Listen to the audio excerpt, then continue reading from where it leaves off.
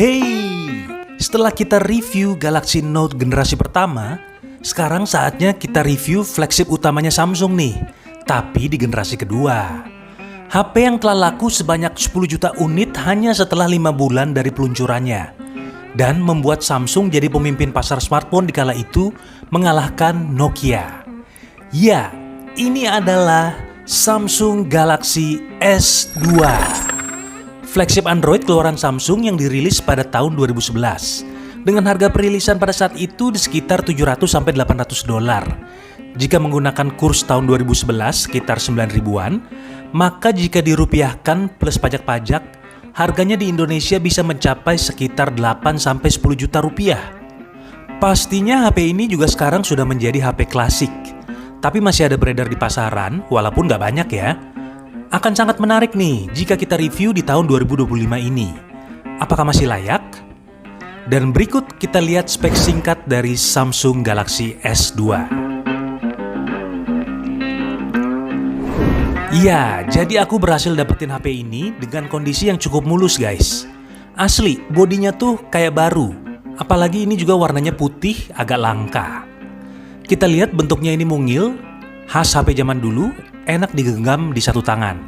Terasa ringan dengan berat 116 gram dan ketebalan hanya 8,5 mm. Bodi belakang yang terbuat dari plastik, frame juga dari plastik, serta kaca depannya sudah memakai Corning Gorilla Glass.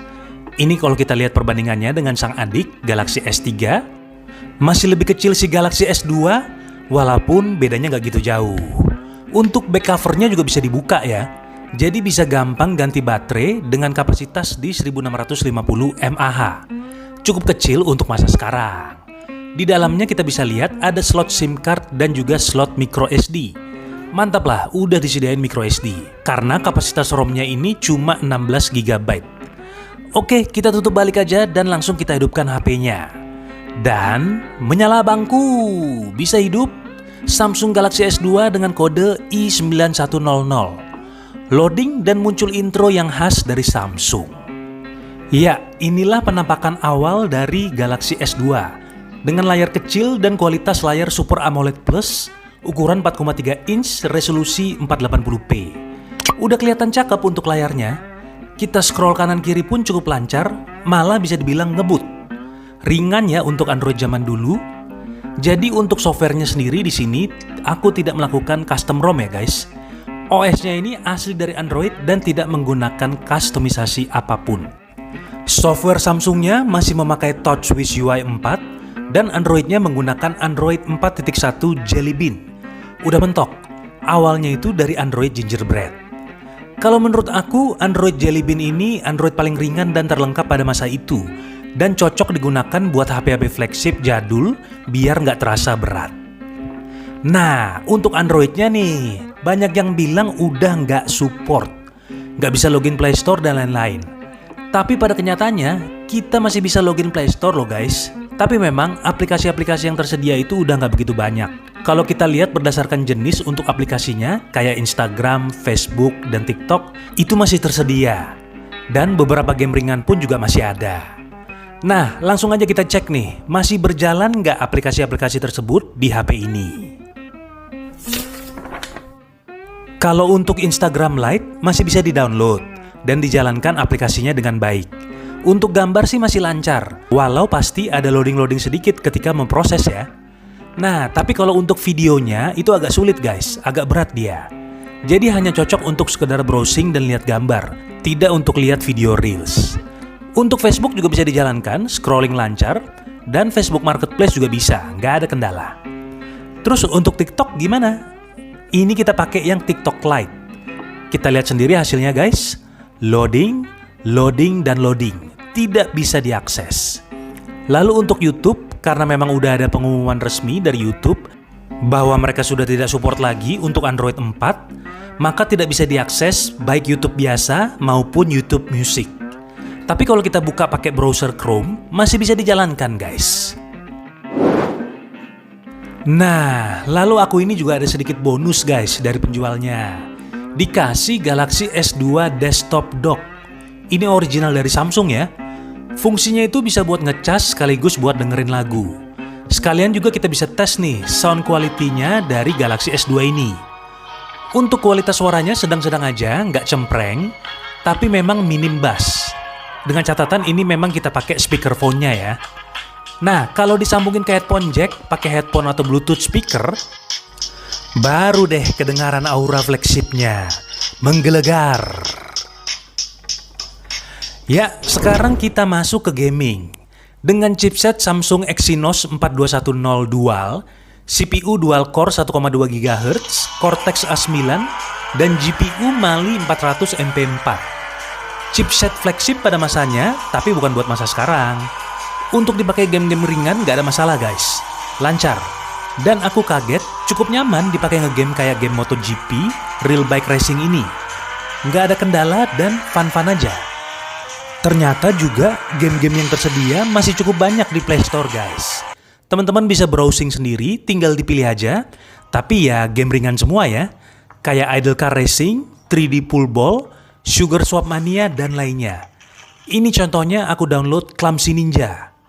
Untuk zaman dulu pasti ya ini udah puas banget sih bisa ngegame di HP ini. Potensi gamingnya cukup mumpuni. Apa kita bikin video gaming test aja ya secara khusus? Tulis di kolom komen guys. Dan terakhir kita coba kameranya. Yang memang layak diunggulkan Samsung karena kualitasnya itu. Menggunakan single kamera 8 MP, f2.6, ada autofocus dan juga LED flash. Bisa merekam video di kualitas 1080p 30 fps, serta selfie kamera menggunakan single kamera 2 MP. Wah, ini sih udah jadi unggulan Samsung sejak dulu ya. Selalu berkualitas hasil fotonya. Walaupun cuma 8 MP, tapi hasil fotonya tuh tajam, detail cukup kelihatan, di luar ruangan dan kondisi cukup cahaya apalagi. Warna-warnanya keluar dan terlihat cerah. Saturasi lumayan tinggi dengan tone yang cenderung ke arah gold. Gak nyangka, HP flagship belasan tahun lalu, hasil kameranya masih terlihat bagus dan masih layak dipakai sampai zaman sekarang.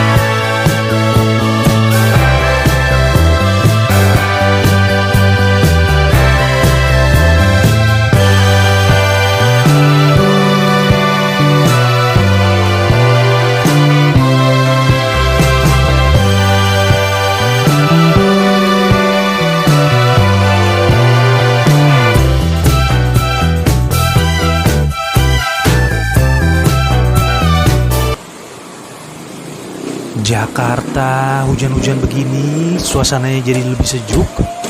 Hasil perekaman kualitas video 1080p di 30 fps-nya juga terlihat bagus guys, cukup terang. Paling getar-getar dikit aja karena tidak adanya OIS. Tapi untuk kualitasnya sih masih cukup oke.